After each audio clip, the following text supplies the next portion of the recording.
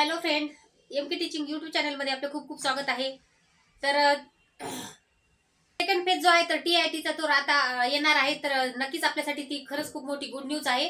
परंतु थांबला खूप मोठी ती गुड न्यूज आहे. परंतु आता कसं आहे माहिती का, त्याच्यामध्ये सुद्धा सेकंड फेज तर येणार आहे. आता आपल्याला सर्वांना म्हणजे सर्वांच्या आशा कशा पल्लवित झालेल्या आहेत, आपल्या म्हणजे सर्वांनाच आशा आहे की आपलं मेरिट येईल का. आणि कसं आहे आतापर्यंत जो कट ऑफ आहे तर तो जवळपास 105 ते 110च्या दरम्यान 10च्या दरम्यान आहे. मग जे जे विद्यार्थी 2 किंवा 3 मार्कांनी कमी आहेत किंवा काठावर आहेत असे विद्यार्थी, तर यांना खूप मोठी आशा लागलेली, बरोबर आहे. तर TITचा जो सेकंड फेज येणार आहे तर त्याच्यामध्ये मग आपलं होईल का, आपलं मेरिट येईल का, आणि त्याच्यानंतर मेरिट जे आहे तर ते कसं येईल किंवा किती लागेल, तर अशा प्रश्नाची उत्तर आपण या व्हिडिओमध्ये देणार आहोत. तर नक्कीच व्हिडिओ तुम्ही शेवटपर्यंत पहा, तर जेणेकरून तुम्हाला सेकंड फेजच्या जागाबद्दल सुद्धा आणि येणाऱ्या जे काही मेरिट आहे तर त्याच्याबद्दल सुद्धा आपण बोलणार आहोत. आणि असा कोणता हा घातक नियम आहे आयोगाचा की ज्याच्यामुळं मेरिट जे आहे तर ते त्याच्यावर परिणाम होणार आहे, मेरिटवर. ठीक आहे, तर हे आपण पाहणार आहोत. तर नक्कीच आपण व्हिडिओ शेवटपर्यंत पहा. तर बघा, आता पहिला प्रश्न असा आहे की फेज 2 येणार आहे. तर फेज 2 मध्ये जे आहे तर ते नक्कीच जागा किती आहेत तर त्या काही आणखी डिक्लेअर झालेल्या नाहीत. परंतु असा अंदाजित असा आहे की 10 ते 12,000 जागा येऊ शकतात, बरोबर आहे. परंतु आता म्हणजे हे कसे बघा, आपल्याला कसं लॉलीपॉप देतात, तर हे पाहायचंय आपल्याला. म्हणजे 10 ते 12,000 जागा येणार आहेत, परंतु त्या ज्या जागा आहेत तर त्या जागा त्याच्यामध्ये कास्ट वाईज, त्याच्यानंतर आता जे नवीन SCBCचं जे आरक्षण मिळालेलं आहे तर त्यांचा सुद्धा वेगळा प्रवर्ग करण्यात आलेला आहे. तर त्यांना सुद्धा जे 10% रिझर्वेशन आहे तर त्याच्यामध्ये 10% जागा SCBCला जाणार आहेत, बरोबर आहे. आणि जे अदर सब्जेक्टचे आहेत किंवा त्याच्यानंतर मॅथ सायन्सचे आहेत तर त्याच्यामध्ये मॅथ सायन्सच्या जागा ज्या आहेत तर त्या जास्त येणार आहेत, बरोबर आहे. तर मॅथ सायन्सच्या जर जास्त जागा येत असतील तर अगोदर आपल्याला माहिती आहे मॅथ सायन्सच्या जागा असेही खाली राहतात, विद्यार्थी भेटत नाहीत. मग त्यांनी फक्त आकडा फुगवण्यासाठी म्हणून त्याच्यामध्ये मेरिट आहे. तर जे विद्यार्थी आता काठावर आहेत, म्हणजे कसे, ज्यांना 105 मार्क आहेत, 105 ते 110च्या दरम्यान मार्क आहेत, तर असे जे विद्यार्थी आहेत तर ते जास्त टेन्शन मध्ये म्हणजे जास्त आशा लावून बसलेले आहेत. ठीक आहे, 105 ते 110च्या दरम्यान असणारे विद्यार्थी, त्यांना असं काय वाटते की मेरिट जे आहे तर ते थोडंफार तरी कमी येईल किंवा मग आमच्यापर्यंत, आणि नक्कीच ते यायला पाहिजे. परंतु आता याच्यामध्ये काय म्हणजे ट्विस्ट आहे, काय प्रॉब्लेम आहे, तर हे आपण आज पाहणार आहोत. बघा, आतापर्यंत जॉईन झालेले किती विद्यार्थी आहेत? 21,000 विद्यार्थी जॉईन झालेले आहेत. 21,000 म्हणजे त्यांनी जागा काढल्या होत्या, बरोबर. त्याच्यापैकी 18,000 विद्यार्थी समथिंग 18,000च्या जवळपास जॉईन झालेले आहेत. आता याच्यामध्ये गैरहजर, त्याच्यानंतर जे अब्सेंट आहेत म्हणजे गैरहजर आहेत, ज्यांचं डॉक्युमेंट व्हेरिफिकेशन मध्ये काही प्रॉब्लेम झालेला आहे, अशा विद्यार्थ्यांच्या जागा भरल्या गेल्या नाहीत. तर अशा पण या 18,000 म्हणजे जॉईन झालेले आहेत, म्हणजे त्याचा अर्थ 3,000 जागा याच्यामधल्याच रिक्त आहेत, बरोबर आहे. तर त्याच्यामध्ये जे आहे तर 21,000 आता हे जे 12,000चे ऍड येणार आहे त्याच्यामध्ये ह्या सुद्धा अपात्र आणि गैरहजर जे आहेत तर त्यांचे सुद्धा ऍड होणार आहेत, बरोबर आहे. परंतु जे आतापर्यंत जॉईन झालेले विद्यार्थी आहेत ना, तर त्यांचं बघा, ज्यांचा हाय स्कोर आहे, बघा आता याच्या अगोदर सुद्धा हा सेकंड फेज आहे, बरोबर आहे. परंतु दोनदा त्याच्या लिस्ट दोनदा लागलेले आहेत याच्या अगोदर. तर पहिल्या लिस्ट मध्ये जे विद्यार्थी लागले होते तर तेच संस्थेसाठी सुद्धा पात्र होते. बघा, आता ज्या विद्यार्थ्यांचा डीएड झालेला आहे, डीएड झालेले, तर त्यांनी बऱ्यापैकी काय केलेलं आहे, बीएड सुद्धा केलेला आहे, बीएड केलेला आहे, बरोबर आहे. बीएड सुद्धा केलेला आहे. तर डीएड वाले आणि बीएड वाले, तर डीएड वाल्यांनी 1ली ते 5वीला जॉईन झालेले आहेत. डीएड वाले कसे काय आहेत, 1ली ते 5वीला जॉईन आहेत, 1ली ते 5वीला हे जॉईन झालेले आहेत, 1ली ते 5वीला, बरोबर आहे. त्याच्यानंतर ज्यांचं ग्रॅज्युएशन झालेलं आहे तर ते 6वी ते 8वीला आहेत, बरोबर आहे. त्याच्यानंतर जर तुम्ही बीएड केला असेल तर तुम्ही 9वी 10वीला आहात, बरोबर आहे. 9वी 10वीला पात्र आहात. आणि त्याच्यामध्ये बीएड मध्ये जर तुम्ही बीएड प्लस MA केलं असेल म्हणजे PG केला असेल, MA किंवा MSc किंवा MA किंवा MSc किंवा एमकॉम वाल्यांचा काही प्रॉब्लेम आणखी सॉल्व्ह झालेला नाहीये, त्यांनी काही तसं दिलेलं नाही GR मध्ये. परंतु MA आणि MS वाले म्हणजे PG ज्यांचं झालेलं असेल तर ते कशाला पात्र आहेत, 11वी आणि 12वीला पात्र आहेत, बरोबर आहे.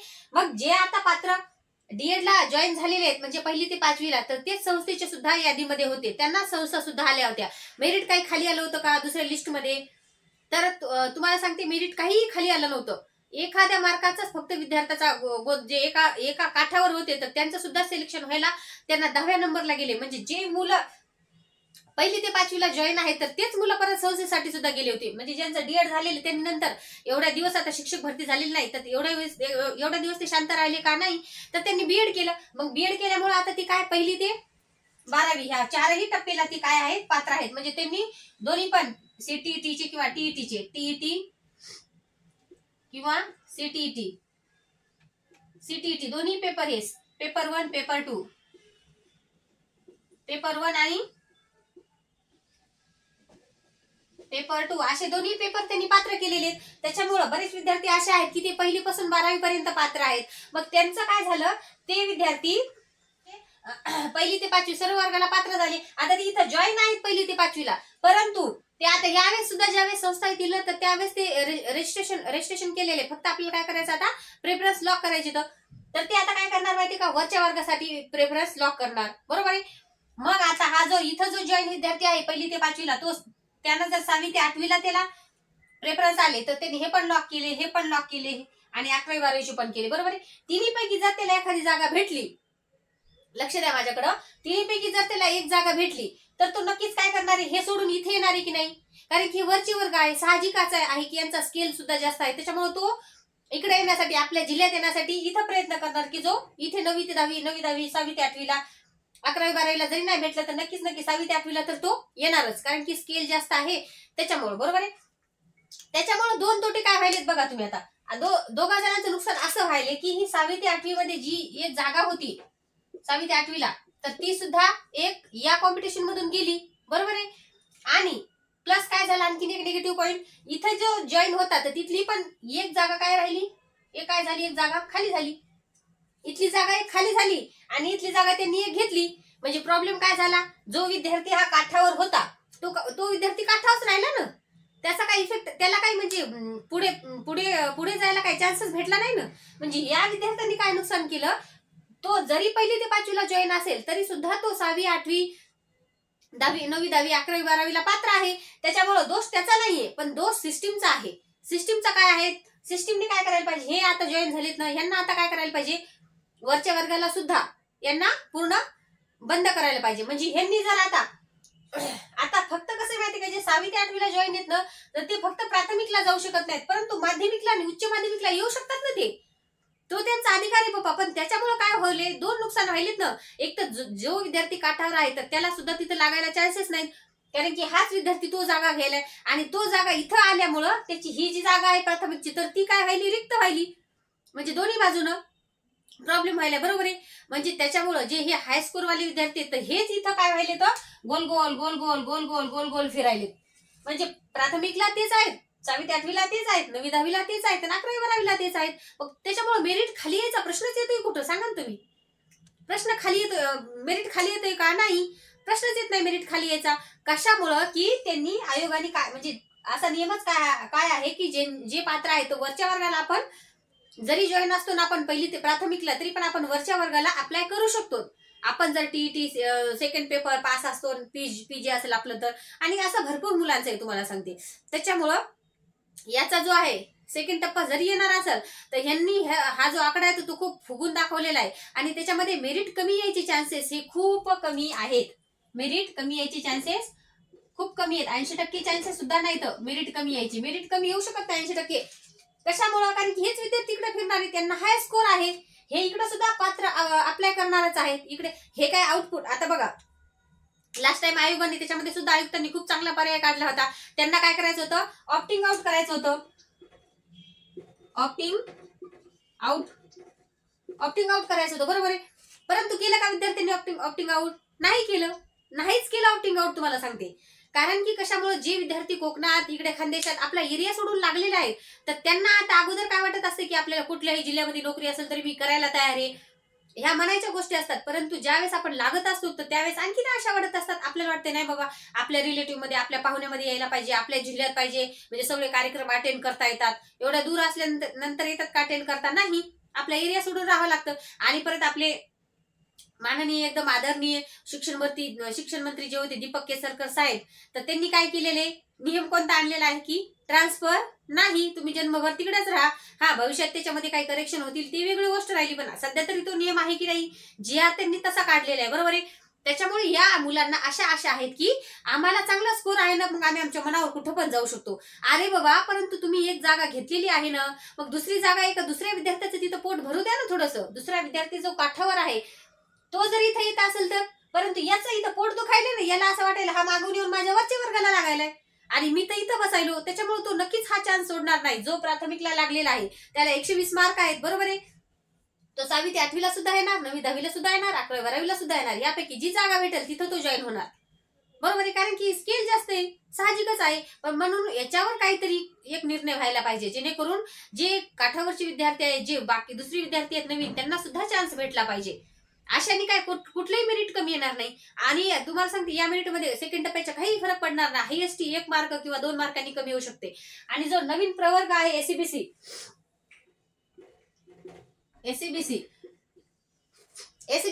जो प्रवर्ग आहे तर त्यांच्यासाठी थोडंफार होऊ शकते, कारण की स्पेशली जागा येणार आहेत म्हणून, बरोबर आहे. तर हा जो नियम आहे तर तो मात्र त्याच्यावर मात्र गव्हर्नमेंटने काहीतरी करायला पाहिजे. जे विद्यार्थी आता जॉईन आहेत तर त्यांना मात्र पोर्टल मधून त्यांचं नाव काय करायला पाहिजे, कमी करायला पाहिजे. तर त्याच वेळेस ते पोर्टलमध्ये रजिस्ट्रेशन करू शकणार नाहीत, बरोबर आहे. वरच्या वर्गाला त्यांना आहे बाबा अधिकार, परंतु मग त्यांनी अगोदरच वरच्या वर्गाला हे करायला पाहिजे की नाही, अप्लाय करायला पाहिजे होतं ना, बरोबर आहे की नाही. आता सेकंड टप्प्यामध्ये सुद्धा तेच येणार आहेत विद्यार्थी.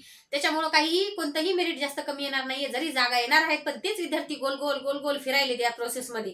हा खूप मोठा ड्रॉबॅक ह्या शिक्षक भरतीचा आहे आणि हा खरंच आपल्या लक्षात यायला पाहिजे. आणि आपण आताशी मागणी करायला पाहिजे त्यांच्याकडे की नक्कीच तुम्ही ह्या विद्यार्थ्यांना एक तर तुम्ही ऑप्टिंग आउट करा. ऑप्टिंग आउट केल्यामुळे काय होणार आहे की त्याला या जागेवर जाता येणार नाही, वरच्या वर्गाला येता येणार नाही, बरोबर आहे. प्रश्न त्याचं नुकसान करणं हा आपला उद्देश नाहीच आहे. पण नवीन एखादा विद्यार्थी तिथं जॉईन होणं हा आपला उद्देश आहे ना. कारण की तो जर हा जागा सोडतोय तो 2 नुकसान करायलाय ना. एक तर स्वतःची जागा सोडायला, ही जागा रिक्त राहायला लागली आणि वरच्या वर्गाला आल्यामुळे इथली एक जागा त्याच्यामुळे कमी व्हायला लागली. म्हणजे नुकसान दोन्ही बाजूने व्हायलंय ना.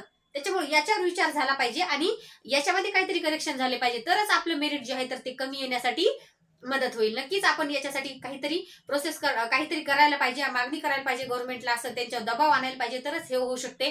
अन्यथा जे मेरिट आहे ते तसंच राहणार. कितीही तुम्ही टप्पे घेतले तरी पण ते तिथंच फिरणार आणि तेच विद्यार्थी फिरणार आणि शेवटी ही जी जागा खाली राहणार आहे तर ती जागा खालीच राहणार. परत हा राऊंड घेतात का मग ते प्राथमिकचा? नाहीत घेत नाहीत ते राऊंड परत, असं होते ना प्रॉब्लेम. तर त्याच्यामुळे तुम्ही ह्या गोष्टीवर विचार करा. आणि व्हिडिओ थोडा जर आवडत असेल तर प्लीज लाईक करा आणि शेअर पण करा, सबस्क्राईब करायला विसरू नका. आणि असेच शिक्षक भरतीच्या बाबतीत नवनवीन व्हिडिओ पाहण्यासाठी बेल आयकॉन सुद्धा प्रेस करा तुम्ही, जेणेकरून नवीन व्हिडिओचं जे नोटिफिकेशन आहे तर ते नक्कीच तुम्हाला येईल. धन्यवाद.